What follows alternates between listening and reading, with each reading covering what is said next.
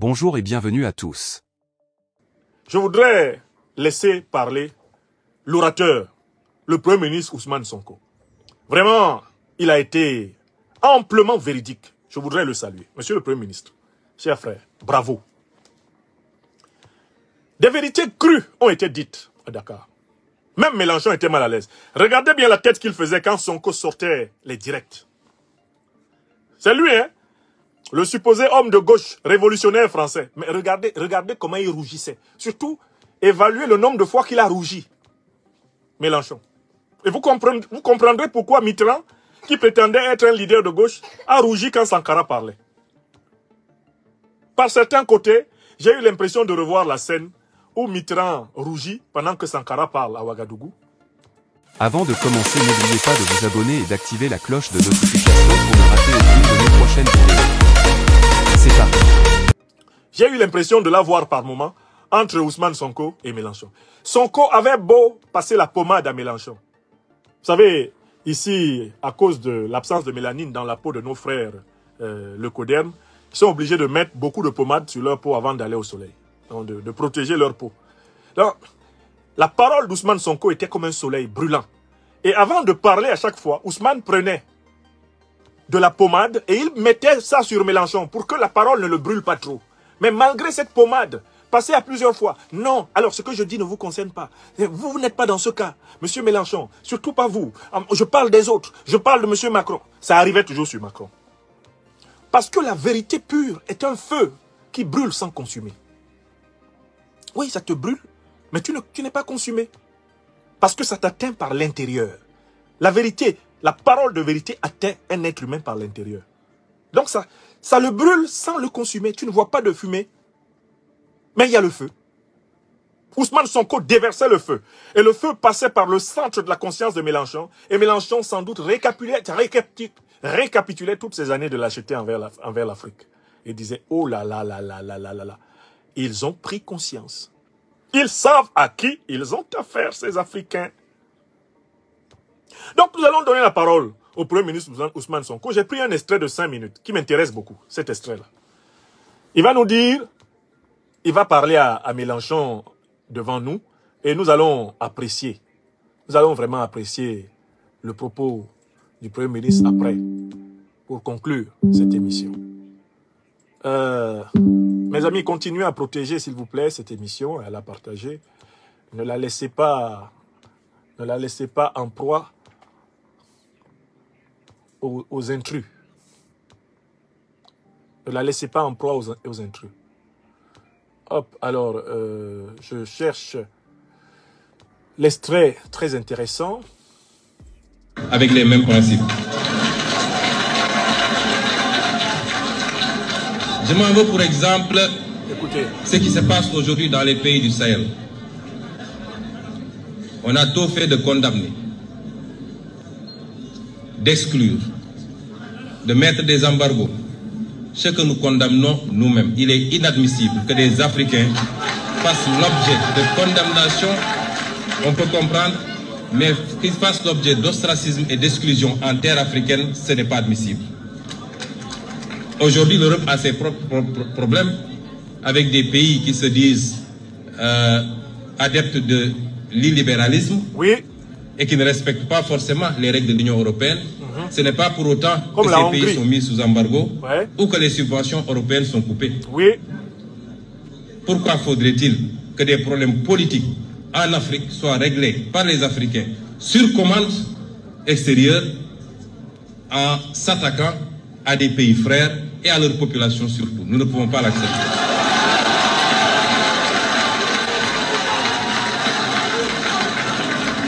Et c'est pourquoi nous ne lâcherons pas nos frères du Sahel. Et nous ferons tout ce qu'il faut pour raffermir les liens et leur apporter notre solidarité. Ceux qui aujourd'hui condamnent des régimes considérés comme des régimes militaires ou dictatoriaux sont pourtant enclins à aller dans d'autres régimes qui ne sont pas démocratiques lorsque leur intérêt s'y trouve pour négocier du pétrole ou des marchés. Est-ce qu'à partir de ce moment, on peut dire qu'ils se mêlent de tout avec les mêmes principes? Absolument pas.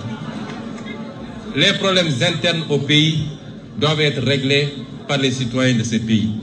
Certes, il y a eu des coups d'État. Et certes, personne n'encourage la commission de coups d'État. Mais je refuse d'être ceux qui analysent les symptômes et qui refusent d'analyser les causes réelles et profondes.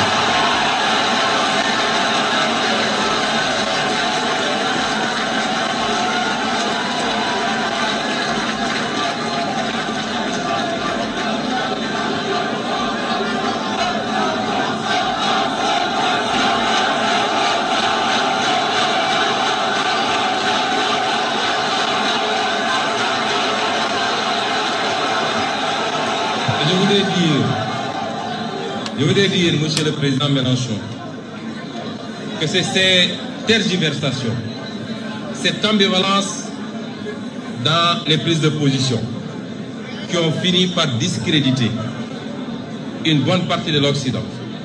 Et en l'occurrence ici, l'Europe et la France, au regard de tous ces peuples africains qui aujourd'hui vont aux mêmes écoles, suivent de la même manière l'actualité mondiale et sont aussi éveillés que tout autre peuple du monde. Et cela a fini par déteindre très négativement sur les relations entre l'Afrique et l'Europe. Il nous faut refonder ces relations parce que nous sommes tenus d'être ensemble et de travailler ensemble. Oui. Qu'avons-nous proposé jusqu'à présent, nous, Africains? Bien sûr, j'ai toujours dit que je n'impute pas tous les maux qui nous gangrènent à des responsabilités extérieures.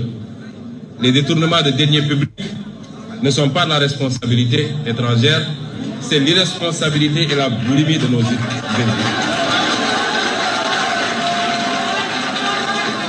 Les mauvais choix de politique publique, même s'ils sont dictés par des institutions internationales, ne sont que de la responsabilité de nos propres élites. Je puis vous assurer que personne, rien ni personne, aussi bien dans le cadre bilatéral que multilatéral, ne nous imposera à nous, les politiques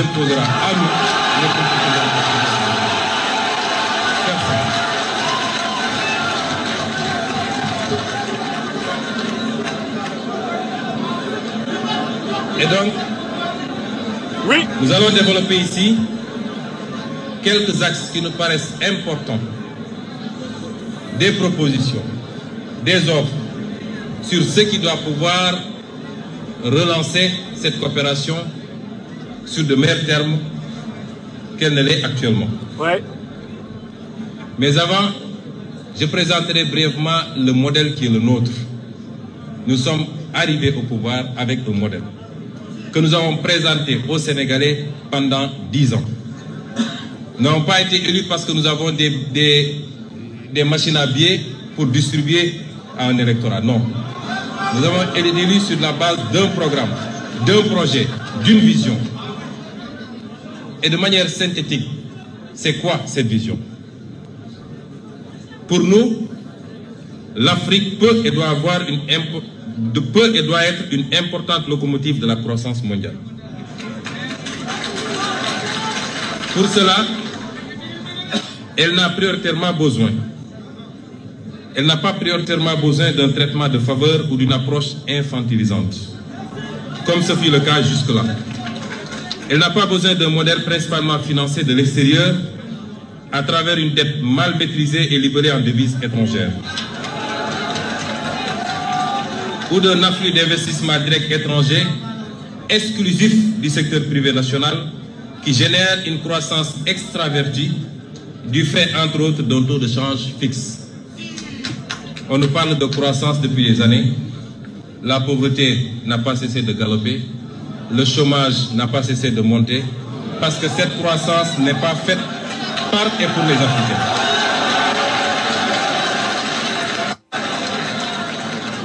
Tel est le schéma auquel est soumis le continent africain. Et le Sénégal en particulier, par le libéralisme ambiant qui les a réduits à un statut de marginaux dans leur propre continent. Les conséquences sont sans appel, comme je l'ai dit tout à l'heure. Très bien. Je voulais vous faire écouter cet extrait Et vous pourrez, avec loisir, écouter d'ailleurs tout le reste du discours du Premier ministre sénégalais, président de PASTEF, notre frère Ousmane Sonko. Il y a un autre extrait d'ailleurs dans lequel celui-ci cite un extrait de Jacques Chirac, dans lequel celui-ci dit ceci. Il cite cet extrait de Jacques Chirac. J'ai été très intéressé dans le discours du Premier ministre Ousmane Sonko par le moment où il cite Chirac. Monsieur Chirac, est-ce que vous êtes là? Qu'est-ce que vous avez dit et qui a été cité à nouveau par le Premier ministre Ousmane Sonko? Est-ce que vous pouvez nous rappeler ce que vous avez dit, Chirac? Qu'est-ce que vous avez dit?